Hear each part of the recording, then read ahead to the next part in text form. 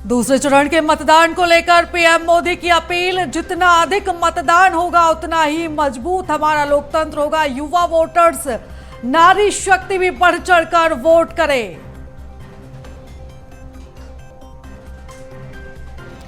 तो दूसरे चरण का मतदान आज मध्य प्रदेश की 6 तो छत्तीसगढ़ की 3 सीटों पर डाले जा रहे वोट। 4 जून को नतीजे घोषित होंगे।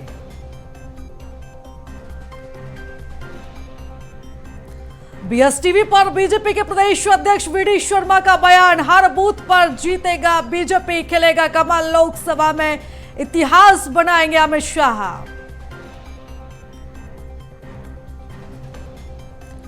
और लोकतंत्र की सुंदर तस्वीर, व्हीलचेयर पर मतदान करने पहुंच रहे बुजुर्ग, पीएम मोदी को तीसरी बार प्रधानमंत्री बनाने की अपील।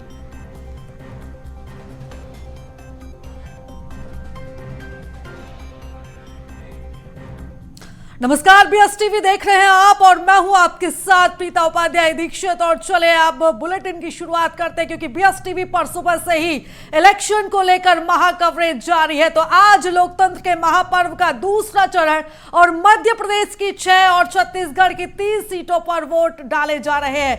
तो आज दूसरे चरण का मतदान मध्य प्रदेश की 6 तो छत्तीसगढ़ की 3 सीटों पर वोट डाले जा रहे हैं और चुनाव के जो नतीजे हैं वो 4 जून को घोषित होंगे। तो मध्य प्रदेश में 6 सीटों पर 80 उम्मीदवार मैदान में है। और इधर अगर हम अलग अलग लोकसभा सीटों की बात करें जिन पर आज मतदान होना है, उसमें सबसे ज्यादा जो कैंडिडेट्स हैं वो सतना से है। तो वहीं टीकमगढ़ से सबसे कम जो कैंडिडेट है वो अभी तक सामने आए। तो सतना में जहां पर 19 प्रत्याशी चुनावी मैदान में है, तो टीकमगढ़ में 7 प्रत्याशी चुनावी मैदान में है। रीवा में 14 तो होशंगाबाद में 12 प्रत्याशी जो है वो चुनावी मैदान में। खजुराहो की बात करें तो यहाँ पर 14 प्रत्याशी, तो दमोह में भी 14 प्रत्याशियों के लिए आज वोटिंग हो रही है। तो चुनाव को लेकर, आज के मतदान को लेकर निर्वाचन आयोग की तरफ से भी पहले से ही पूरी पुख्ता तैयारियां कर ली गई थी और चुनाव के लिए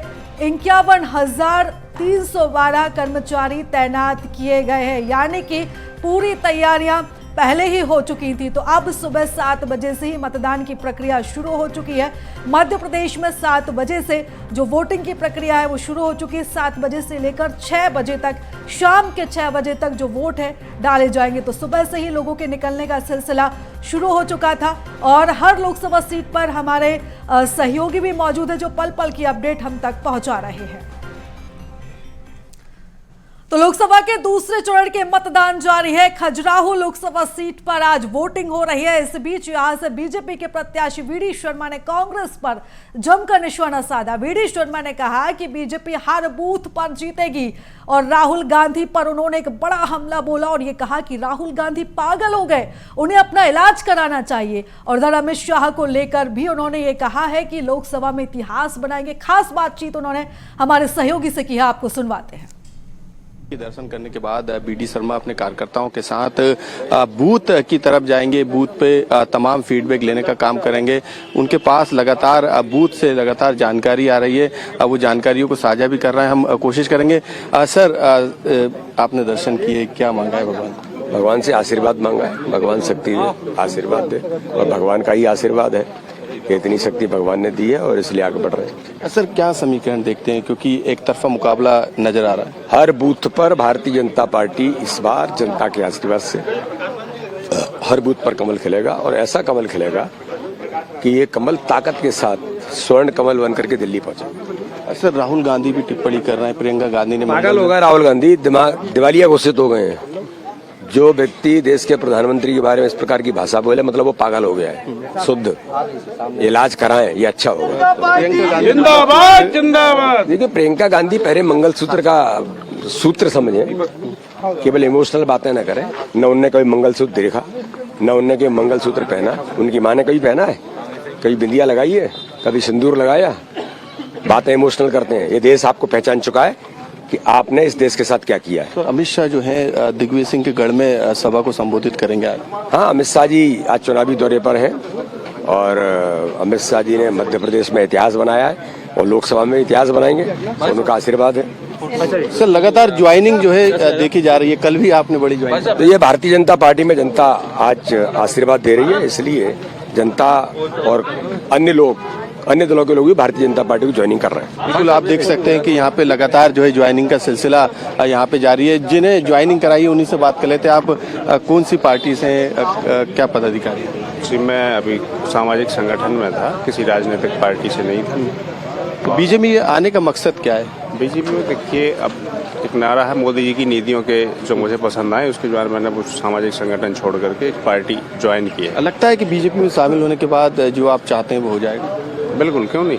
क्यों ऐसा क्यों लगता है? दिख रहा है मुझे ऐसा कि ये पूरा देश एकदम भगवामय है और इस बार 400 पार हो गए। बिल्कुल, आप देख सकते हैं कि जो लगातार जनसंपर्क के जरिए बीडी शर्मा बातचीत भी कार्यकर्ताओं से कर रहे हैं। हालांकि दर्शन करने के बाद वो सीधे तमाम पोलिंग बूथ पर जाएंगे, फीडबैक लेने का काम करेंगे, क्योंकि एक तरफा मुकाबला जो है सियासी तौर पे खजुराहो में नजर आ रहा है। 5 लाख की पिछले लोकसभा चुनाव में जीत के आए थे और ऐसे में अब उस लीड को बढ़ाने की कोशिश की जा रही है। जब तक वोटिंग परसेंटेज नहीं बढ़ेगा, इस तरीके का आकलन भी लगाया जा रहा है कि वो आंकड़ा नहीं बढ़ेगा। लेकिन क्योंकि सियासी तौर पे यदि बात करें तो इंडी गठबंधन जो है वो पूरी तरीके से फेल साबित हुआ है। कोई बड़ा उम्मीदवार जो है वो खजुराहो से जो है नहीं है। ऐसे में बीडी शर्मा के लिए लीड को लेना काफी आसान हो जाएगा। तो चलिए अब राजनीतिक चर्चा की शुरुआत करेंगे। हमारे साथ राजनीतिक मेहमान भी जुड़ चुके हैं। बीजेपी से हमारे साथ वाणी जी जुड़ी हैं, तो वहीं कांग्रेस से हमारे साथ फिरोज सिद्दीकी जी जुड़े हुए हैं। आप दोनों ही मेहमानों का बहुत स्वागत करती हूँ BSTV पर। और इसी के साथ राजनीतिक चर्चा को आगे बढ़ाएंगे मेरे साथ मेरे सहयोगी Rishi Upadhyay. Over to you sir. बहुत बहुत शुक्रिया प्रीता। और चलिए, चूंकि आज लोकतंत्र का महापर्व है, सबसे पहले जो हमारे दोनों मेहमान हैं उनका हम एक बार फिर से स्वागत कर लेते हैं। फिरोज जी स्वागत है आपका, वाणी जी आपका भी स्वागत है। और चर्चा की शुरुआत से पहले जो हमारे दर्शक हैं सभी लोकसभा सीटों पर, 6 लोकसभा सीटों पर मध्य प्रदेश में, उनसे BSTV की गुजारिश है, ये निवेदन है, ये आग्रह है कि आप वोट करने जरूर जाएं। आपकी आवाज है आपका वोट, एक स्वस्थ लोकतंत्र की जरूरत है आपका वोट। तो आपका वोट कितना जरूरी है ये बताने की शायद हमें जरूरत नहीं है, सुबह से लगातार हम अपने दर्शकों को बता रहे हैं। तो घर से निकलिए, वोट कीजिए और अपनी सरकार को चुनिए। तो चलिए डिबेट की शुरुआत करते हैं। 67.65%। वाणी जी, ये पिछली बार का आंकड़ा है जो ये 6 लोकसभा सीटें, इन पर जो वोटिंग परसेंटेज है, इस बार आपको क्या लगता है कि कितने प्रतिशत तक मतदान प्रतिशत जो है वो बढ़ेगा, और किस तरह की कैलकुलेशन आपकी है कि कितना बढ़ेगा तो कितना फायदा या नुकसान जो भी है वो होगा? सबसे पहले BSTV के सभी दर्शकों को मेरी राम राम, और एक हृदय से एक निवेदन करना चाहती हूँ कि जैसे प्राणवायु हमारे लिए आवश्यक है जी, वैसे ही वोट देना हमारे देश के लिए आवश्यक है। बढ़ चढ़कर मतदान में भाग लें, राष्ट्र धर्म को पूरा करें। रही बात वोटिंग की प्रक्रिया की, तो बहुत सारे फैक्टर्स होते हैं जिससे कि वोटिंग की प्रक्रिया इन्फ्लुएंस होती है, वोटर टर्नआउट इन्फ्लुएंस होता है। सुबह के जो भी रुझान हम देख रहे हैं अलग अलग कॉन्स्टिट्यूएंसीज से जो मिल रहे हैं, उसमें मुझे लगता है कि आज पूरे दिन में वोटिंग प्रतिशत काफ़ी बढ़ना चाहिए। पिछले जो सप्ताह था उसके अपेक्षा इसमें सुधार भी आना चाहिए। और आज ईश्वर की कृपा है कि थोड़े बादल भी छाए हुए हैं, गर्मी भी लग रहा है कि कम होगी, तो लोग निकलेंगे, शादी ब्याह भी खत्म हो गए और किसान भी थोड़े मुक्त हो गए। तो आई एम वेरी ऑप्टिमिस्टिक, और जो होगा ईश्वर अच्छा ही करेगा और भारतीय जनता पार्टी का कमल खिलेगा। चलिए, बिल्कुल। कांग्रेस का भी एक बार हम इस पर जो है रुख ले लेते हैं। फिरोज जी, आपको क्या लगता है, कैलकुलेशन आपकी क्या कहती है? कुछ तो आपका गुणा भाग होगा कि इतना बढ़ेगा तो इतना फायदा या इतना घटेगा तो इतना नुकसान, जो भी है, क्या लगता है आपको? देखिए, ऐसा है कि ये बड़ा दुख का विषय है कि लोकतंत्र में लोगों की आस्था कम हो, और लगातार चुनाव आयोग पर जो निशाना, चुनाव आयोग जो है वो कटघरे में खड़ा हो रहा है, और लोगों का रुझान अगर कम हो रहा है वोटिंग के प्रति, तो ये दुख का विषय है और दुर्भाग्य है ये इस भारत के लोकतंत्र।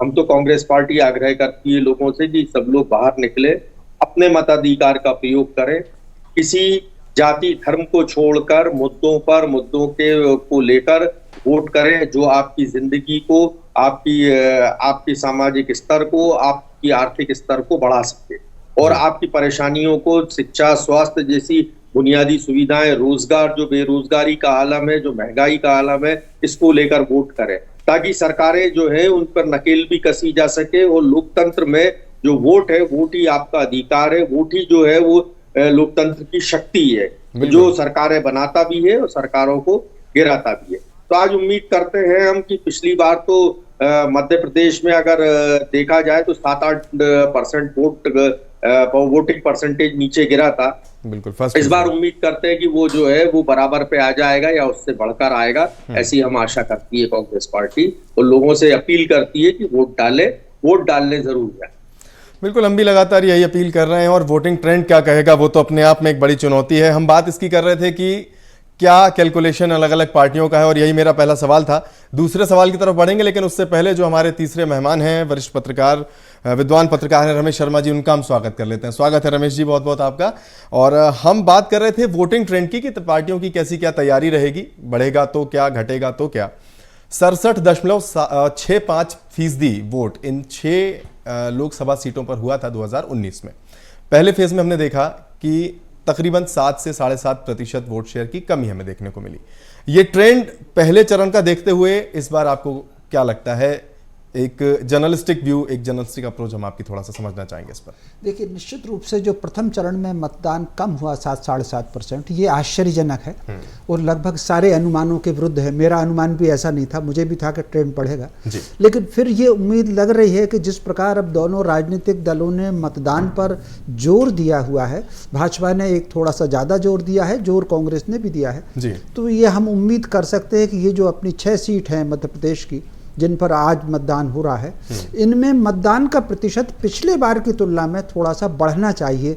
ये हमको इस बात की तो उम्मीद है, और मैं समझता हूँ मतदाता अधिक से अधिक संख्या में जाएंगे, उसी से लोकतंत्र मजबूत होगा। जी बिल्कुल, लोकतंत्र इसी से मजबूत होगा। वाणी जी, एक बात हम लगातार देख रहे हैं जब से चुनाव प्रचार शुरू हुआ है, बीजेपी का ये दावा था कि हर बूथ पर 370 वोट जो है उन्हें बढ़ाने की वो कोशिश कर रहे हैं, लेकिन फर्स्ट फेज में आपको लगता है, आप सहमत हैं इस बात से कि वो जो गोल था आपका वो आपने अचीव किया? सेकंड फेज में क्या एक्सपेक्टेशंस? देखिए, मोटे तौर में इसमें कोई शक नहीं कि जो मतदान का प्रतिशत कम हुआ है वो नुकसान तो दोनों राजनीतिक दलों को है, लेकिन फिर भी उससे भाजपा को नुकसान ज़्यादा हुआ होगा, ऐसा मुझे लगता है। क्योंकि एक तरफ 370 आप बढ़ाने की बात कर रहे थे, फिर 7.5% घट गया। एक बात मोटे तौर पर, एक और बात है जो मुझे लग रही है इस चुनाव में, कहीं ना कहीं 3 मुद्दे पक्ष में भी और विपक्ष में भी, वो तीनों मुद्दे काम कर रहे हैं। मोदी जी का चेहरा, राष्ट्र और संस्कृति, कुछ लोग इसके समर्थन में वोट करेंगे और कुछ लोग मोदी के चेहरे के खिलाफ वोट करेंगे। इसलिए अगर आप देखेंगे तो भाजपा ने सबसे ज़्यादा जोर मोदी पर दिया और कांग्रेस ने सबसे ज़्यादा अटैक भी मोदी पर किया है। तो राजनीति के केंद्र में ये 3 चीज है। ऐसी स्थिति में चूंकि अगर वोट प्रतिशत कम हुआ है तो स्वाभाविक रूप से, ये मैं नहीं कह सकता कि वो इतना कम हो गया कि वो परिणाम को प्रभावित कर देगा, लेकिन कहीं ना कहीं जीत के अंतर को तो प्रभावित करेगा ही। उसको जो वोट का प्रतिशत कम होना, उसका कारण एक और बात जो मुझे लग रही है इस बार, भाजपा के कार्यकर्ता के जो निचले स्तर का कार्यकर्ता है, मैं उसके कार्य में थोड़ा सा एक 19-20 परिवर्तन देख रहा हूँ। एक समय हुआ करता था भाजपा का कार्यकर्ता सवेरे से उठ करके दस्तक देता था, 2-4 दिन पहले चावल भी दे करके जाता था, हलो हाय भी करता था, लेकिन इस बार वो जो पन्ना प्रभारी है उसने पेज बना लिया व्हाट्सएप पर, और व्हाट्सएप पर वो मैसेज भेजता है। कहीं ना कहीं भाजपा का जो मतदाता है वो ये जो पन्ना और फेसबुक संस्कृति है उससे अभी थोड़ा सा 19-20 दूर है। तो मुझे लग रहा है इस बात पर भी दोनों राजनीतिक दलों को विचार करने की आवश्यकता है। वाणी जी, आप सहमत हैं इस बात से? पूरी तरह से नहीं जी, क्योंकि मैं ये स्पष्ट करना चाहती हूँ कि ये जो मोदी का चेहरा है, जिसके हम आधार पे और जिसके विश्वास पे हम ये चुनाव लड़ रहे हैं और निश्चित रूप से जीतेंगे भी, तो कांग्रेस या कोई भी विपक्षी दल में ऐसा कोई प्रभावी चेहरा व्यक्तित्व है ही नहीं। There is a big vacuum. दूसरी चीज, कांग्रेस अभी झेल रही है डिलीरियम ऑफ डिफीट। इसीलिए आप जो देख रहे हैं उनके बेबुनियाद बयान, उनके बेतुके नीतियों पे चर्चा, ये इनको और गड्ढे में धकेलने वाली है। और भारतीय जनता पार्टी ने मुद्दा जो स्पष्ट रखा है कि हम विकास के बारे में बात करना चाहते हैं, हम संस्कृति को पूर्ण तरीके से एक हमारा अभिन्न अंग है। आपको ध्यान होगा कि स्वामी विवेकानंद जी ने यह कहा हुआ है कि जो कौम अपनी संस्कृति से दूर भागती है, उसके लिए वो सबसे बड़ा दुर्भाग्य होता है, वो नष्ट हो जाती है। तो विकास के लिए संस्कृति बहुत आवश्यक है, जो मोदी जी ने इन दोनों पहलुओं को जोड़ के पुनर्जीवित करके रखा है। तीसरी चीज, जो भारतीय जनता पार्टी के हमारे जो कर्मठ कार्यकर्ता हैं, पन्ना प्रभारी हैं, उप पन्ना प्रभारी हैं, ये बच्चे लगे रहते हैं प्रतिदिन अपने अपने हिसाब से, चाहे व्हाट्सएप से, चाहे फेसबुक से, चाहे प्रत्यक्ष रूप से, चाहे अप्रत्यक्ष रूप से, और नीचे के स्तर पर ये संपर्क में होते हैं। और यही एक पार्टी है पूरे भारत में, कैडर बेस्ड पार्टी, जिसका संपर्क एक एक घर में किचन तक होता है। तो मैं इन चीजों को बहुत स्पष्ट करना चाहती हूं, कहीं भी भारतीय जनता पार्टी के विकल्प, काम करने के रास्ते और आगे का जो हमारी रणनीति है कहीं भी कमजोर नहीं है। जी बिल्कुल। और इस बीच में यहाँ पर चर्चा को थोड़ी देर के लिए रोकना चाहूंगी, क्योंकि इस वक्त की बड़ी खबर महासमुंद से आ रही है, जहां पर पोलिंग बूथ में वोटिंग मशीनों में खराबी हुई है। तो इस वक्त की बड़ी खबर आपको बता दें, महासमुंद में जहां पर वोटिंग की प्रक्रिया चल रही थी, वहां पर वोटिंग मशीनों में खराबी आई है। बूथ क्रमांक 109, 110 और 61 ये बूथ क्रमांक है जिनमें वोटिंग मशीन में खराबी आई है। तो ये मशीनें अब बदली जा रही हैं। आधे घंटे के लिए यहां पर वोटिंग की प्रक्रिया बाधित रहेगी। तो बूथ क्रमांक 61 में मशीन बदलने की प्रक्रिया इस समय जारी है। हालांकि इस प्रक्रिया के बीच मतदाताओं को परेशानी हो रही, क्योंकि सुबह से यहां पर मतदाता पहुंचे थे वोटिंग डालने के लिए, अपने मताधिकार का इस्तेमाल करने के लिए। लेकिन अब ऐसे में जब मशीनें यहां पर बदली जा रही हैं, तो करीब आधे एक घंटे तक यहां पर जो प्रक्रिया है वो बाधित रहेगी। तो उधर कवर्धा में गृह मंत्री विजय शर्मा ने वोट डाला। डिप्टी सीएम ने अपने मताधिकार का प्रयोग किया। मतदान क्रमांक 237 पर वो पहुंचे और अपने मताधिकार का उन्होंने प्रयोग किया। तो डिप्टी सीएम पहुंचे, यहां पर तस्वीरें हम आपको दिखाते हैं। कवर्धा से तस्वीरें जहां पर गृह मंत्री विजय शर्मा पहुंचे, उन्होंने अपने मताधिकार का इस्तेमाल किया, वोट डाला। बूथ क्रमांक 237 पर वो पहुंचे थे, जहां पर उन्होंने अपने मताधिकार का इस्तेमाल किया।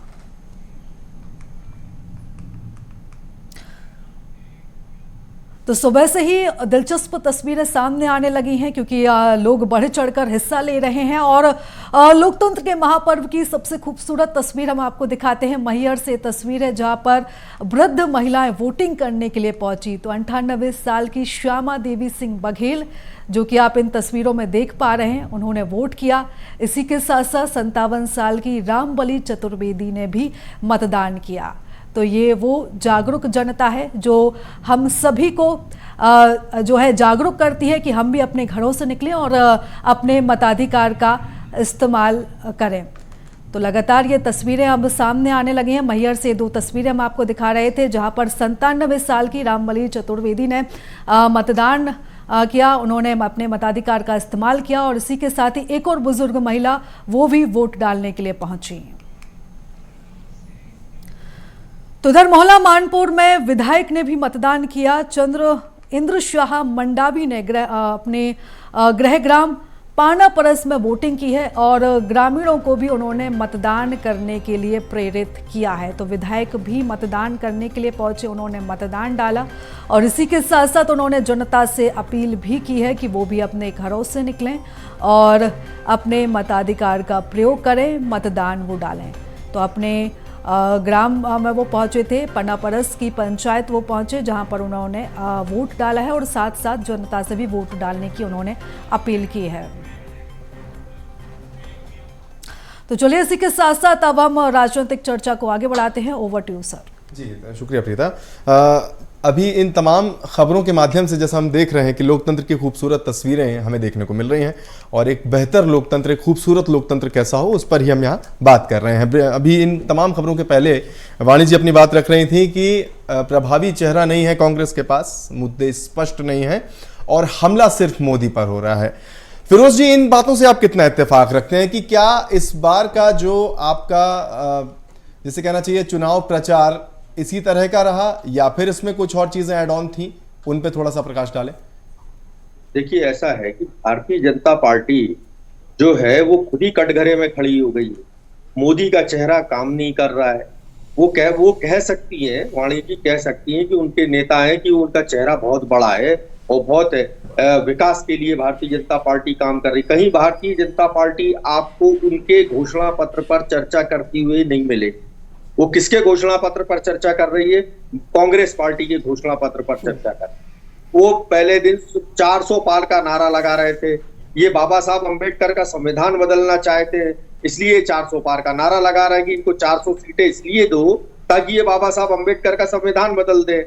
और अब भारतीय जनता पार्टी जो है, जो वो कह रही थी ये मुस्लिम लीग का घोषणा पत्र है, और भारतीय जनता पार्टी जितने तमाम तरीके की बातें कर रही थी, आज वो उन्हीं सब बातों से पीछे होके अब वो एक नई दूसरी कहानी ले आए। और ये फेज जैसे ही खत्म होगा उसके बाद ये तीसरी कोई कहानी ले आएंगे। कहीं भी मोदी जी जो है वो अपने विकास की, अपने घोषणा पत्र की, अभी आप वीडी शर्मा जी को सुन रहे थे, वो भी अपने घोषणा पत्र पे बात नहीं कर रहे हैं कि उन्होंने जनता के लिए क्या कहा। अब वाणी जी कह रही थी संस्कृति की जरूरी है, तो वाणी जी तो खुद महिला है। ये भारत की संस्कृति तो नहीं है कि भारत का प्रधानमंत्री जो है हिंदू मुसलमान करे। ये भारत की संस्कृति तो नहीं है कि बेटियां जो है सड़कों पर बैठी रहे और न्याय मांगती रहे और पुलिस उठा के उनको न्याय देने की जगह जेल में भर दे। ये भारत की संस्कृति तो नहीं है कि बिल्किस बानो के मामले में जब कोर्ट ने सजा सुना दी लोगों को, उनको आप जेल से बाहर निकाल लाओ और उनको हार पहनाओ। ये भारत की संस्कृति है क्या? पूछिए ये वाणी जी से। हम तो सर्वधर्म समभाव की संस्कृति पे काम करते हैं। हम लोग धर्म की बात करते हैं, अच्छा बोलने की बात करते हैं, एक दूसरे को गले लगाते हैं, भाईचारे की बात करते हैं। ये भारत की संस्कृति है क्या? फिरोज जी, दो चीजें थी जिस पर मेरा सवाल था कि प्रभावी चेहरा और मुद्दे जो जनता से कनेक्ट करें। शायद राहुल गांधी है तो हमारा प्रभावी चेहरा। हाँ, उन्हीं पे बात करूं कि कौन कौन से वो है जी। अगर राहुल गांधी प्रभारी चेहरा नहीं है हमारा, तो भारतीय जनता पार्टी बात क्यों करती है उनके मामले में? अभी भी वीडी शर्मा राहुल गांधी जी के बारे में बात कर रहे थे, आप देखिए ना, वो उन्हीं के बारे में बात कर रहे थे। हमने तो मोदी का नाम लिया ही नहीं कहीं। आप लाए तो हमने आपको जवाब दे दिया। जी जी, मैं भाई इसी सवाल की तरफ इसी सवाल की तरफ बढ़ना चाह रहा था। राहुल गांधी की न्याय यात्रा की वाणी जी, ये बात फिरोज जी ने थोड़ी सी, ये एक लॉजिकल बात है कि अगर आप कह रहे हैं कि प्रभावी चेहरा नहीं है, लेकिन आप देखें तो सारे बड़े नेता जो है वो काउंटर में राहुल गांधी को लेकर चलते हैं। प्रभावी चेहरा वो होता है जो लोगों के लिए एक जन आंदोलन का चेहरा होता है, जो लोगों को आकर्षित करता है, जो लोगों को एक कन्विंस करता है। राहुल गांधी जी के बारे में अब 2-3 चीजें तो ये खुद ही जानते हैं, कांग्रेस के प्रवक्ता हैं। 22 जिलों से कांग्रेस इनकी यात्रा निकली थी विधानसभा चुनाव के पहले, और क्या निकला, क्या हुआ था, ये जानते हैं। दूसरी चीज जो इनके ये बोल रहे हैं कि जो बयानबाजी हो रही है, तो बयानबाजी तो इसलिए हो रही है क्योंकि आपके प्रभावी नेता ने कुछ ऐसे टिप्पणियां कर दी थी, उनकी बहन ने ऐसी टिप्पणियां कर दी थी जिसके ऊपर अब मैं और बताती हूं। प्रियंका जी ने कहा मेरी दादी ने मंगलसूत्र दान किया था, तो 1962-65 की जो वॉर हुई थी चाइना में, मेरे साथ वरिष्ठ पत्रकार हैं, आपको याद होगा कि नेहरू जी ने एक अभियान निकाला था तब कि देश के पास उस जंग लड़ने के पैसे नहीं है, लोग उसमें दान करें। तो लगभग 7-8 करोड़ रुपए उस जमाने में और 250 तोला सोना दान हुआ था, जिसका आज तक कोई हिसाब नहीं है। आप खोल के देखिए इतिहास के पन्ने। 1985 में वेल्थ टैक्स अबॉलिश किया था क्योंकि इनके उसके 1 महीने बाद इनके जो इनहेरिटेंस थी गांधी परिवार की, वो राजीव जी के पास जानी थी। तीसरी चीज 2004 में जो ये बात करते हैं कि हमको संविधान बदलना है, कितनी बार संविधान का कॉन्स्टिट्यूशनल अमेंडमेंट हुआ है जब ये गांधी परिवार 40-45 साल अपना साम्राज्य संभाल रहा था? कितनी बार हुआ है? 70, 75, 80 बार, कितनी बार? और 2004 में जब इनकी सरकार बनी थी तो भाई साहब आप भी जानते हैं, सबसे पहला कानून जो इन्होंने बदला था कुर्सी पे आते ही, वो था पोटा। उसका नतीजा देश देख चुका है। आतंकवाद, बम विस्फोट, लोगों को जान मान से हानि। तो ये किस बात की बात कर रहे हैं? ये लोगों को गुमराह कर रहे हैं। लोगों को स्पष्टता से अब पता होना चाहिए कि गांधी परिवार और उनके साथीगण के नेतृत्व में क्या बिहाइंड द कर्टन प्लान है। ये चीज बहुत स्पष्ट होना चाहिए और स्पष्ट। उसी स्पष्टता के लिए हम काम कर रहे हैं और अग्रसर होकर काम करते रहेंगे। फिरोज जी, रिएक्शन हम आपसे लेंगे, लेकिन उसके पहले रमेश जी के पास चलना चाहेंगे। रमेश जी, आपको क्या लगता है मुद्दे इस बार कौन से प्रमुख रहे, या गौण हो गए, जनता से कनेक्ट कर पाए नेता या नहीं कर पाए? देखिए, मुद्दा राष्ट्र संस्कृति का मुद्दा हमेशा से रहा है और जो पार्टी राष्ट्र और संस्कृति से पीछे आएगी उसको नुकसान होगा। मैं उदाहरण देना चाहता हूँ। बहुत बात बेरोजगारी की और महंगाई की होती है। मैं बहुत छोटा था, बच्चा था, भोपाल में नेहरू जी सभा करने आए थे 62 के युद्ध के बाद। उससे पहले 80 रुपये के आसपास सोना था, एकदम 100 रुपये हो गया। तो महंगाई की बात मैंने नेहरू जी के मुँह से सुनी है कितने वर्ष 62 पहले। जयप्रकाश नारायण का पूरा आंदोलन 73 में जो शुरू हुआ 50 साल हो गया, पूरा महंगाई पर हुआ। तो महंगाई एक स्थायी मुद्दा है। एक बात अब बेरोजगारी की आप कल्पना कर सकते हैं, जवाहरलाल नेहरू जी के पिताजी मोतीलाल नेहरू एक बड़े वकील थे और उनके कारण जो टिल हैंगिंग डेथ जो बदला है वो उनके कारण बदला। उनके पिताजी सरकारी नौकरी में थे, गंगादीन जी शहर कोतवाल थे। क्या नौकरी की समस्या थी? क्या गांधी जी के पास रोजगार की समस्या थी? सुभाष चंद्र बोस के पास तो रोजगार की समस्या थी। चंद्रशेखर आजाद के पास, भगत सिंह के पास, डॉक्टर हेडगेवार के पास, डॉक्टर मुंजे के पास, सावरकर जी के पास, ये अलग अलग धाराओं के लोग हैं। रोजगार की समस्या किसकी नहीं थी? फिर भी आंदोलन क्यों हुआ? राष्ट्र और संस्कृति के लिए आंदोलन हुआ। कहीं ना कहीं राष्ट्र और संस्कृति से कांग्रेस पीछे हुई है। वो राष्ट्र और संस्कृति का मुद्दा भाजपा ने उठाया तो स्वाभाविक रूप से वो 2 सीट से बढ़कर के 303 पर चले गए थे 2019 में। कांग्रेस को इस बात को सोचना चाहिए। दूसरा, चेहरे का मैं एक बात बताता हूँ। निश्चित रूप से एक समय हुआ करता था, इंदिरा जी का बहुत चेहरा था। उनके अगर 2 निर्णय माइनस कर दें, एक आपातकाल का निर्णय माइनस कर दें और दूसरा वैचारिक प्रतिष्ठानों में वामपंथियों का माइनस कर दें, तो इंदिरा जी से बड़ा कोई चेहरा नहीं था।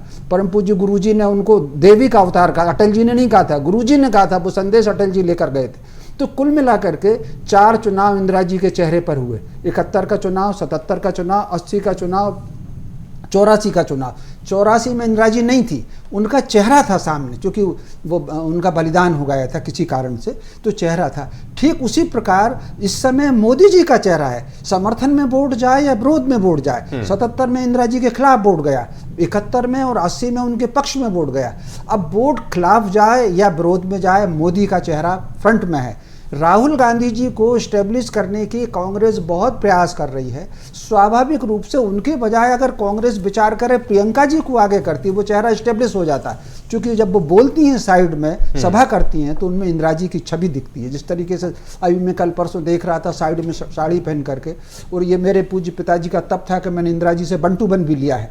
तो कुल मिला करके उनमें छवि दिखती है इंदिरा जी की। तो कांग्रेस कहीं ना कहीं उनको ये देखना पड़ेगा कि वो चेहरा कौन हो। वो कारण क्या है कि वो 400 सीट थे, वो 400 सीट से आकर के अब नेता विरोधी दल भी नहीं बना पा रहे हैं। तो कुल मिलाकर के ये चुनाव वाकई सभी राजनीतिक दलों को आत्मचिंतन का परिणाम होगा। ये जीते कोई हारे कोई, भारत के भविष्य को ध्यान में रख करके चुनाव होगा। एक और उदाहरण देना चाहता हूं, यद्यपि आज विषय नहीं है। निश्चित रूप से वो इंदिरा जी का नेतृत्व था। 71 के युद्ध में 7वां बेड़ा चला था अमेरिका से। कहीं ना कहीं इंदिरा जी की नीति थी, रूस से बातचीत की, अमेरिका का बेड़ा वहीं के वहीं रुका, और ये मोदी का नेतृत्व है। 1990 में वो सरबजीत पाकिस्तान की जेल में धोखे से चला गया। वो 23 साल वहां रहा, कैदियों ने उसको मार डाला, लेकिन ये मोदी का नेतृत्व है। अभिनंदन को 60 घंटे के अंदर पाकिस्तान ने उसको चौंकाया। तो कहीं ना कहीं नेतृत्व जो है वो काम करता है। तो इस समय मोदी का नेतृत्व सबसे ऊपर है। कोई विरोध में वोट करे, कोई समर्थन में वोट करे, राष्ट्र संस्कृति पर लौटना होगा राजनीतिक दलों को। फिरोज जी, ये एक बड़ी बात यहाँ चर्चा में निकल कर आ रही है कि राष्ट्र संस्कृति पर लौटना होगा, प्लस प्रोमिनेंट फेस जो है उस पर थोड़ा सा एक आत्मचिंतन की, एक आत्ममंथन की जरूरत है। कितना इत्तेफाक इन तमाम बातों से? देखिए, भारत जोड़ो यात्रा का जहां तक सवाल है, तेलंगाना में अभी रिजल्ट आएंगे, देखना भारतीय जनता पार्टी साफ हो जाएगी वहां से। कर्नाटक में तो वो साफ हो ही चुकी है, अभी और ज्यादा साफ हो जाएगी। वो बिल्कुल ही उनके सांसद ढूंढे से नहीं मिलेंगे। जहां तक राष्ट्र संस्कृति का सवाल है, मैंने भी तो उसी राष्ट्र संस्कृति की बात कि भारत के लोग जो है हिंदू मुसलमान नहीं करते। हम लोग जो है सबका ये देश है, सबको बराबर का सम्मान देते हैं, लेकिन प्रधानमंत्री मुसलमान और हिंदू करते हैं। आज तक के देश के किसी प्रधानमंत्री ने मुसलमान या हिंदू के शब्द की बात नहीं की। किसी देश के प्रधानमंत्री ने ये नहीं कहा कि आप कपड़े देख के पहचान सकते हैं कि वो लोग कौन है। ये राष्ट्र संस्कृति है, तो ये आप राष्ट्र संस्कृति आप ही को मुबारक हो सकती है। हमको तो ये मुबारक नहीं है। ये नफरत फैला रहे हैं कि अभी चुनाव आयोग ने बहुत दबाव के बाद उनको एक नोटिस दिया है, उसमें भी जेपी नड्डा को बुलाया है, क्योंकि ये नफरत फैला रहे हैं, नफरती भाषण दे रहे हैं। ये मैंने इससे पहले भी सवाल किए थे कि किसान पूरी दिल्ली घेरे बैठे रहे, 700 किसानों की मौत हो जाए और उनके मंगलसूत्र की मोदी जी को चिंता ना हो, और मोदी जी को देश का प्रधानमंत्री उनके बीच में जाके ना बैठे। हमने अभी इस पर बात की कि महिलाएं आंदोलन करती रहे कि हमारी अस्मत के साथ खिलवाड़ हुआ है, और देश के प्रधानमंत्री बोले नहीं। देश के प्रधानमंत्री का यह भी नेतृत्व नहीं है कि मणिपुर में महिलाओं को निर्वस्त्र घुमाया गया। सोचिए कि हम जिस समाज में हम रहते हैं, हम भारत के लोग, और मणिपुर में निर्वस्त्र करके महिलाओं को घुमाया गया, और प्रधानमंत्री गए तक नहीं वहां कि जाके वहां लोगों के बीच बैठते, शांति कायम करते। यही तो राष्ट्र संस्कृति की हम बात कर रहे हैं कि जो भारत की राष्ट्र संस्कृति थी, उस राष्ट्र संस्कृति को मोदी जी ने छिन्न भिन्न कर दिया पूरा। मोदी जी ने पूरी हमारी जो सनातनी संस्कृति थी उसको छिन्न भिन्न कर दिया। और दूसरे यूएनओ हो, ब्रिटेन हो, फ्रांस हो, यूएस हो, सब कह रहे हैं कि आप जो है न्यायपूर्ण पद्धति का पालन नहीं हो रहा है। मैं ये बात गलत कह रहा हूं तो आप मुझे टोक दीजिए। फिरोजी, मैं आप तो पर आपको थोड़ी देर के लिए रोकना चाहूंगी, सुनवाना चाहूंगी, जहां पर BSTV के सहयोगी ने माया नरोलिया से खास बातचीत की है। तस्वीर देख सकते हैं कि परिवार के साथ यहाँ आप पहुँची हैं और उनके साथ जो दूल्हे हैं राजा, वो भी यहाँ पहुँचे हैं। आप तस्वीर देख सकते हैं कि माया जी के परिवार ने सभी ने मतदान किया है। सबसे पहले उनसे बात करते हैं। बात की जाए नर्मदापुरम लोकसभा की, तो क्या मुद्दे इस बार चुनाव में देखने को मिले हैं? मुद्दा कुछ नहीं है, मोदी जी ने सारे मुद्दे खत्म कर दिए, चहुमुखी विकास किया है, सबको साथ लेकर काम किया है और ऐसी योजनाएं बनाई हैं जो किसी भी दल का हो, किसी भी जाति का हो, किसी धर्म का हो, किसी के साथ कोई भेदभाव नहीं किया। ये भारतीय जनता पार्टी की एकमात्र सरकार है जो किसी दल के साथ, किसी जाति के साथ भेदभाव नहीं करती। अगर प्रधानमंत्री आवास योजना का लाभ मिला है तो मुस्लिम बहन को भी मिला है, हिंदू बहन को भी मिला है, ईसाई बहन को भी मिला है, अल्पसंख्यक बहन को भी मिला है। किसी के साथ कोई मतभेद नहीं करने वाली भारतीय जनता पार्टी की सरकार है। और प्रधानमंत्री नरेंद्र मोदी जी के 2 कार्यकाल, 2014 के पहले का भारत, 2014 के पहले का भारत और 2014 के बाद का भारत, आप इसमें अंतर देखिए। मोदी जी ने जो काम किए हैं वो अद्भुत काम किए हैं और मोदी जी ने साफ बोला है कि अभी तो ये ट्रेलर है, फिल्म अभी बाकी है। मोदी का जादू एक बार फिर चलेगा मध्य प्रदेश में? बिल्कुल चलेगा, चल ही रहा है जादू मोदी का, चारों तरफ पूरे देश में चल रहा है। मोदी का डंका बज रहा है पूरे देश में और जादू चल रहा है। और MP में तो 29 लोकसभा सीट हम जीत रहे हैं। महंगाई और बेरोजगारी कोई मुद्दा रहा है? कोई मुद्दा नहीं, ना महंगाई कोई मुद्दा, ना बेरोजगारी कोई मुद्दा। तस्वीर देख सकते हैं कि माया जी के साथ परिवार के तमाम लोग पहुंचे हैं और दूल्हे राजा ने भी अभी मतदान किया। आप देख सकते हैं तस्वीर में। लेट तो नहीं होगा आप बारात? नहीं, लेट नहीं हुआ, पहले वोट जरूरी है। अच्छा। और मैंने मेरे फ्रेंडों से भी कहा है पहले वोट दीजिए, उसके बाद बारात में बस में बैठा लेंगे। अच्छा। हाँ। और आपकी होने वाली धर्मपत्नी को आपने बोला है? जी, मैंने उनको भी कॉल किया है कि पहले वोट दीजिए विद फैमिली, उसके बाद सारी रस्में कीजिए। परिवार नाराज तो नहीं हो? नहीं, नाराज नहीं, परिवार भी आया है मेरे साथ। अच्छा। हाँ, पहले मतदान, उसके बाद सारे काम। ठीक है। माया जी के साथ उनके परिवार के सदस्य। तो दूसरे चरण का मतदान जारी है और छतरपुर के मोहल्ले में मतदान केंद्र पर मतदान करने के लिए लोग पहुंच रहे हैं। लोकतंत्र के महापर्व को लेकर यहां के मतदाताओं में भी जोरदार उत्साह देखने को मिल रहा है। जायजा लिया हमारे सहयोगी ने। इस वक्त हम मौजूद हैं छतरपुर शहर के शुक्लाना मोहल्ला में, जहां पर महावीर स्कूल में जो मतदान केंद्र बनाया गया है, यहाँ पर सुबह से ही बड़े ही उत्साह के साथ लोग मतदान करने को लेकर पहुंच चुके हैं और यहाँ पर सुरक्षा को लेकर भी विशेष रूप से व्यवस्था की गई है। और हम सीधी चर्चा भी करेंगे जो मतदाता हैं मतदान करने के बाद क्या कहेंगे वे। जी भाई साहब, क्या कहेंगे मतदान को लेकर, कितने उत्साह के साथ मतदान किया था आपने? मतदान को लेकर हमारे वार्ड में काफी उत्साह है। लोग सुबह से निकलकर यहाँ पर मतदान करने आ रहे हैं। कुछ लोग तो सुबह, यहाँ ऐसी चर्चा थी कि सुबह 6 बजे से मतदान चालू होगा, कुछ लोग 6 बजे ही मतदान करने आ गए थे, फिर उनको बाद में मालूम चला कि 7 बजे मतदान होना है। और 6 बजे वाले लोगों में से 10, 12, 15 लोग 6 बजे मतदान करने आ गए थे। वार्ड में मतदान के लिए बहुत उत्साह है और लोगों ने यहाँ पर उत्साह पूर्वक मतदान का प्रयोग किया है और राष्ट्रहित में मतदान कर रहे हैं और आगे आने वाले समय में भी वो यहाँ पर जो मतदान होगा वो बहुत तीव्र गति से होगा और यहाँ पर रिकॉर्ड मतदान होने की उम्मीद है। तो उत्साह के साथ लोग मतदान कर रहे हैं, आप देख सकते हैं मतदान करके आ रहे हैं। क्या कहेंगे भाई साहब कि सभी लोग आकर मतदान करें? नहीं, सभी लोग आकर मतदान करें। मतदान करना बहुत जरूरी है क्योंकि वो अपना अधिकार है, इसलिए अपने मत का प्रयोग करना चाहिए। किस तरह से यहाँ पर व्यवस्थाएं हैं, क्या कहेंगे? व्यवस्थाएं बहुत अच्छी हैं, ठीक तरह से चल रही है, कोई भीड़ भाड़ भी नहीं है, आराम से वोट डालने को मिल रहे हैं। तो व्यवस्थाएं भी बहुत अच्छी बनाई गई हैं मतदान केंद्र पर, और भी लोग मतदान करके आ रहे हैं, उनसे भी चर्चा करते हैं। जी, क्या कहेंगे आप? मतदान उत्साह के साथ आए हैं? आए, बहुत उत्साह के साथ आए, प्लस जल्दी आए डालने इसलिए आए। तो हो गया आपका मतदान? हाँ, हमारा मतदान हो गया। तो शुक्लाना मोहल्ला के हम और इस वक्त जो मतदान केंद्र बनाया गया है वहां पर मौजूद हैं, और मतदान केंद्र पर भी विशेष रूप से व्यवस्थाएं की गई हैं। आप देख सकते हैं कि यह जो वो कतार है, कतार के माध्यम से लोग अपनी बारी का इंतजार कर रहे हैं और मतदान करने के लिए जा रहे हैं। BSTV के लिए संजय अवस्थी, छतरपुर।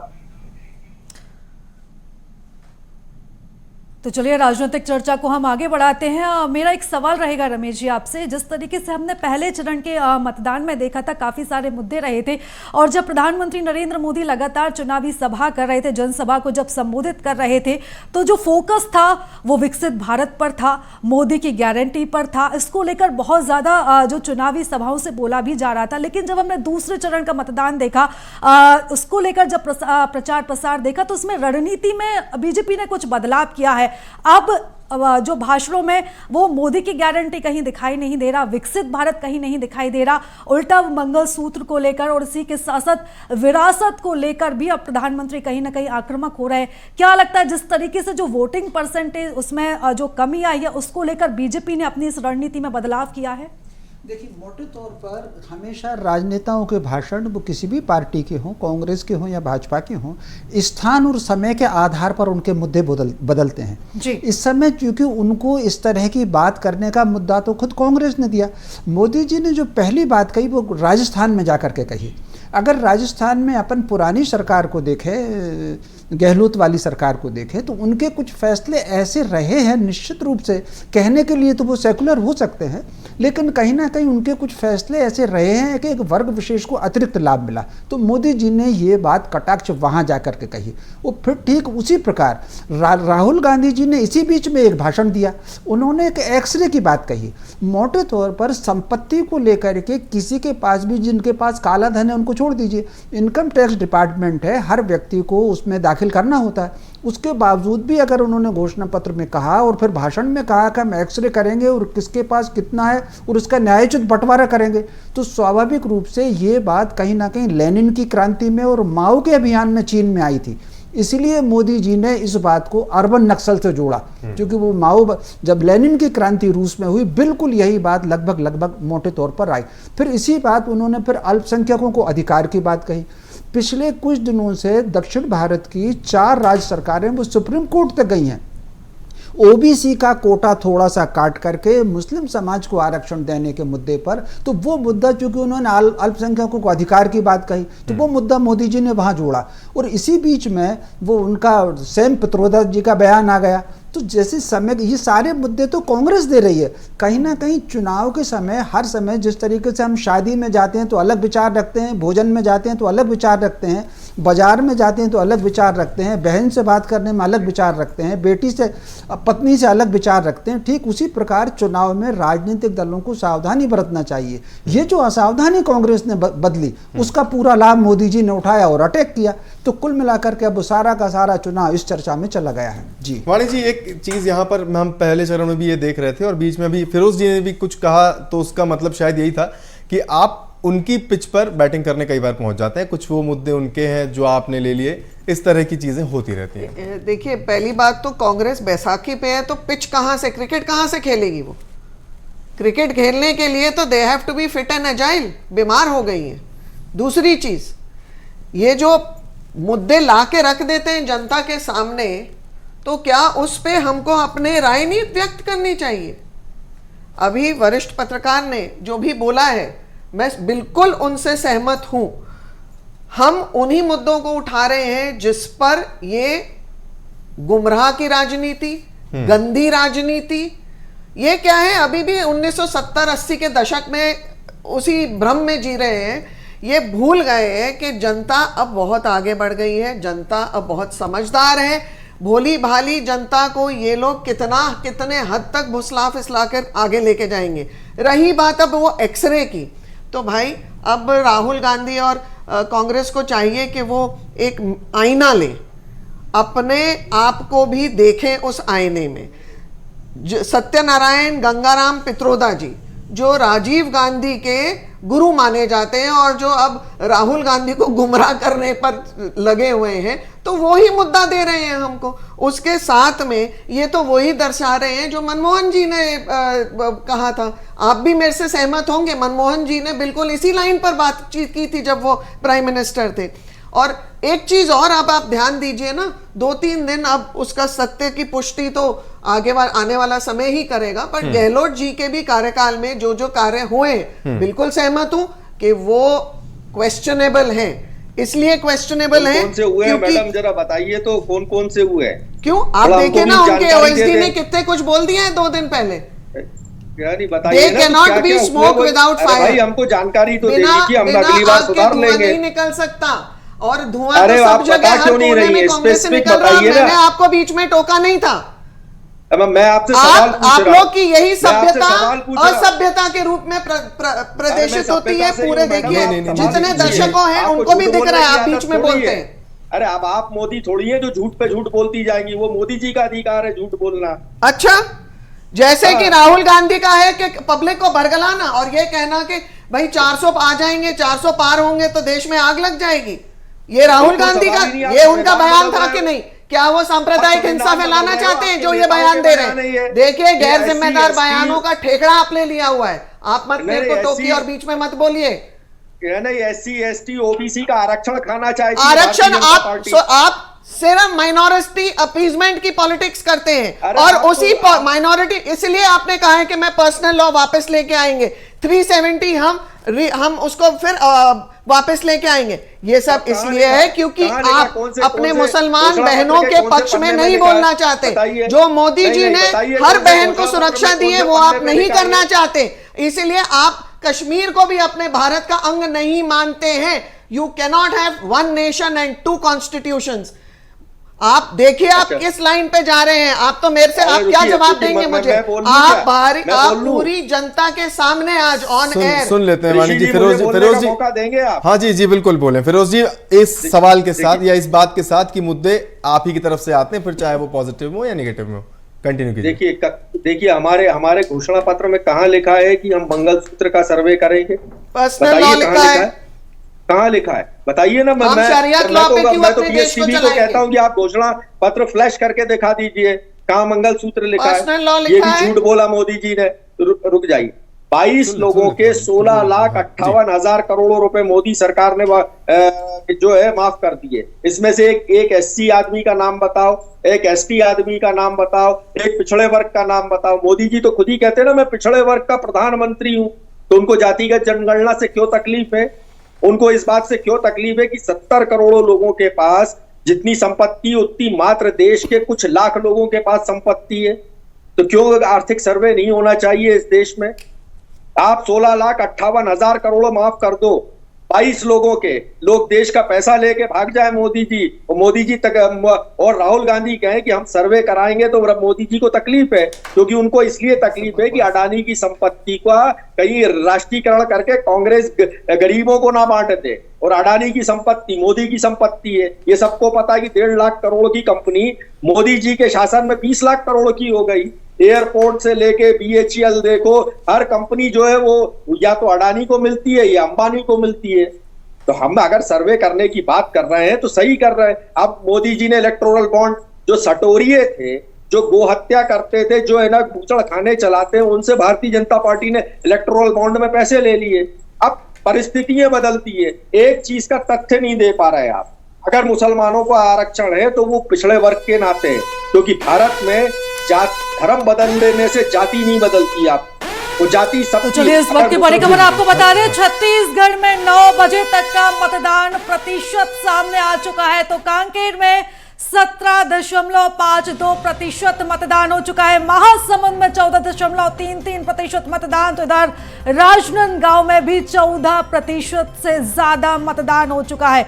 तो ये प्रतिशत सुबह 9 बजे तक के तो ये आंकड़े सामने आ चुके हैं। 3 सीटों पर छत्तीसगढ़ में इस समय मतदान जारी है, कांकेर, महासमुंद, राजनांदगांव। तो इस वक्त की बड़ी अपडेट हम आपको बता दें, छत्तीसगढ़ के सुबह 9 बजे तक के ये मतदान प्रतिशत सामने आ चुके हैं। और चलिए इसी के साथ साथ हम मध्य प्रदेश के भी आपको बता देते हैं, 13% से ज्यादा मध्य प्रदेश में अभी तक मतदान हो चुका है। रीवा में 13.27%, सतना की बात करें तो 13.59%, खजुराहो में 13 से ज्यादा प्रतिशत मतदान हुआ है। इधर दमोह में भी लगभग 13% से ज्यादा मतदान हुआ है। होशंगाबाद की बात करें तो यहाँ पर सबसे ज्यादा मतदान अभी तक का जो आंकड़ा सामने है, सबसे ज्यादा मतदान हुआ है, लगभग 16% मतदान होशंगाबाद में हुआ है। टीकमगढ़ की बात करें तो इधर से भी 13.36% मतदान हुआ है। तो ये सुबह 9 बजे तक के आंकड़े, मतदान प्रतिशत आने का सिलसिला भी अब शुरू हो चुका है। पहले 2 घंटे के ये मतदान प्रतिशत सामने आ चुके हैं। ये बहुत ही एक अच्छा आंकड़ा है। जैसे कि हम देख रहे हैं कि होशंगाबाद में लगभग 16% मतदान हो चुका है, और होशंगाबाद वो सीट है जहां 2019 में ये जो 6 लोकसभा सीटें हैं दूसरे चरण की, इनमें सबसे ज्यादा मतदान हुआ था। वापस हम चर्चा पर लौटेंगे। वाणी जी तमाम सारी बातें कह रहे थे, फिरोज जी आप कुछ कहना चाह रही थी? मैं ये बताना चाह रही हूँ, एक बार फिर इन्होंने अपने दर्शकों को यह बता दिया है कि हमें अध्ययन, अभ्यास, रिसर्च इनसे कोई वास्ता नहीं है। हमें जो घिसी पिटी चीजें, 4 शब्द सिखाए जाते हैं कांग्रेस में, हम उसी को लेकर चलते हैं। अब बात मैं मुद्दे पे करती हूं। सेंसेक्स कोई 4 जनों के, 4 बड़े उद्योगपतियों के जेब में नहीं रहता। सेंसेक्स पूरी अर्थव्यवस्था का एक रिफ्लेक्शन है। आज सेंसेक्स, निफ्टी किस स्तर पर है आज ही देख लीजिए। यूएस में डाउ जोन्स गिरा है लेकिन सेंसेक्स हमारा स्टेबल है। दूसरी चीज, 4 बड़े उद्योगपति इसको अर्थव्यवस्था को अपनी जेब में लेकर नहीं चलते। दिस इज वेरी शेमफुल कि आप लोग अपना अध्ययन भी नहीं करते। तीसरी चीज, इलेक्टोरल बॉन्ड्स की बात है तो आपने 4 राज्यों में 44 सीटें ली पिछली बार, उसमें आपको 1640 करोड़ रुपए इलेक्टोरल बॉन्ड्स में प्राप्त हुए। 16 कंपनीज में अभी कुछ स्कैनर चल रहा है जिसमें 67% नॉन बीजेपी है। उसमें कांग्रेस का कितना हिस्सा है स्कैनर का बता दूं, दर्शकों के सामने बता दूं। मेरे को रटे हुए हैं ये आंकड़े, आप जो बोलेंगे मैं अभी बता दूंगी। जवाब दीजिए ना, आप बात कर रहे हैं 4 राज्यों में आपकी सीट आई है जिसमें आपको मध्य भारत में कंपनी में बोर्ड नहीं है, वो 1308 करोड़ रुपए चंदा दे रहा है। 40 सीटें आपको साउथ इंडिया में आई थी, तो मतलब आपने इतना बटोर लिया। और आपके इंडिया अलायंस की जो गठबंधन है, गड़बड़ और घमंडी गठबंधन, उनको टीएमसी जो सिर्फ बंगाल में है 850 करोड़ रुपए मिल गए। और बता दूं, आप बात मत करिए, ये सब मुद्दे मत उठाइए और आप अपने गड्ढे खोद रहे हैं। ये बताइए कि भारतीय जनता पार्टी 20 चिल्लाती थी कि गो मास चिल्लाती थी। आपने गो मास वाली कंपनियों से चंदा ले लिया, रेमडेसिविर वाली कंपनियों से चंदा ले लिया। बताइए ना, ये कहां से आप लोग भ्रम फैलाते हैं। और सुन लीजिए, अब जो आपने ये बात मुद्दा छेड़ ही दिया है तो आप दर्शकों को ये भी बताना बहुत जरूरी है कि भ्रम फैलाने वाली राजनीति, झूठ बोलने वाली राजनीति कांग्रेस के ऊपर से लेकर नीचे तक कार्यकर्ता के हृदय में गड़ी हुई है। इसीलिए ये बयानबाजी आप लोगों की बेतुकी, बेबुनियाद, खोखली होती है। दैट इज व्हाई मैंने पहले भी कहा था that Congress has reached a state of mental bankruptcy. चलिए ठीक है, विषयांतर ना हो जाए, हम मुद्दों पर ही रहते हैं। रमेश जी, बहुत सारे मुद्दों पर बात हो रही है। हम देख रहे हैं कि आरोप भी है, प्रत्यारोप भी है, अपनी बात भी कही जा रही है। 6 महीने पहले जो बातें कही जा रही थी उनका रिपीटेशन भी हम ये देख रहे हैं। इन सब का एक कंक्लूजन अगर हम देखें तो ये वोटर इसे किस तरह से लेता है, जो वोटिंग ट्रेंड हम पिछली बार देखे, जहां से हमने चर्चा को शुरू किया था वहीं पर हम इसको खत्म करने की कोशिश करेंगे कि उस वोटिंग ट्रेंड को हम कैसे देख पाते हैं इन सारी चीजों को देखते हुए। देखिए, मोटे तौर पर समझ लीजिए, हर क्षेत्र का एक अपना मनोविज्ञान होता है। तो आज जिन 6 सीटों पर मध्य प्रदेश में मतदान हो रहा है, उनमें मान करके चलिए कि उसमें 3 साइकोलॉजी के क्षेत्र हैं। बुंदेलखंड की जो 3 सीटें हैं, जैसे टीकमगढ़ है, दमोह है है ना, ये बुंदेलखंड की सीटें हैं।